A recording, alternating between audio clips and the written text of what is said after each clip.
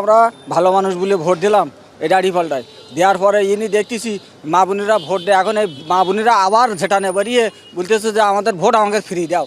ঢাকা সিটিতে নিজের বাসা বাড়ি রেখে বোর্ডিংয়ে কি হোটেলে নারী কেলেঙ্কারের ওপরে ওনারা আর কেউ চায় না।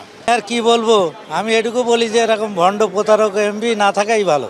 গাজী নজরুলের বহিষ্কারের জন্য আমরা মিষ্টি বিতরণ করেছি, মানে সাধারণ মানুষ যত উচ্ছ্বাস তার বহিষ্কারের জন্য, সেজন্য আমরা এই বহিষ্কারে আনন্দিত হয়ে আমরা মিষ্টার বিতরণ করছি এখানে।